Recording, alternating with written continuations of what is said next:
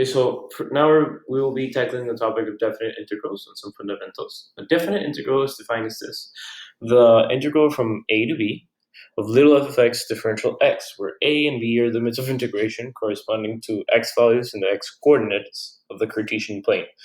A definite integral are real numbers and are directly related to the areas under curves of functions bound to such limits of integration.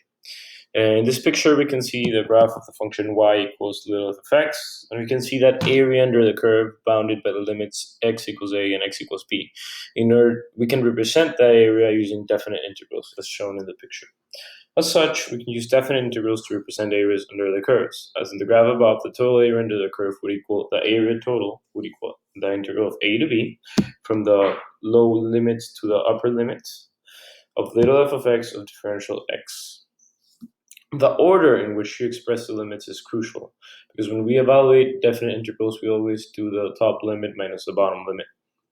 But when you express a definite integral, you always need to express it from the lower limit to the upper limit.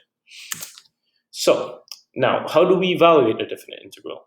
To evaluate a definite integral, we take into account the following scenario. After we integrate little f of x to obtain big f of x, we insert the limits into big f of x. First, the top limit, so in this case c, and then the bottom limit, in this case j, and then subtract them to find the area under the curve. But we plug those limits to big f of x after we integrate little f of x.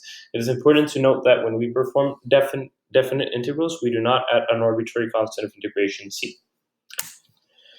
This would be a sample problem and solution with the walkthrough process that I will explain concurrently. So we have the graph of little f of x, that is the square root of x minus 4 for all x greater than or equal to 4.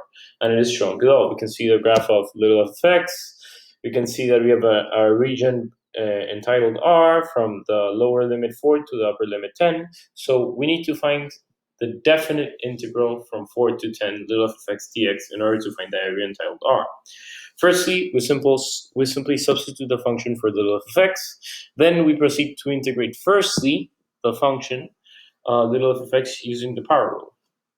Our end result would be 2/3 times the quantity x minus 4 raised to the exponent of 3/2. Then we simply apply the limits 10 and 4 to the already integrated function, performing this step. As you can see, we plug in the top limit minus the bottom limit into the already integrated function big f of x.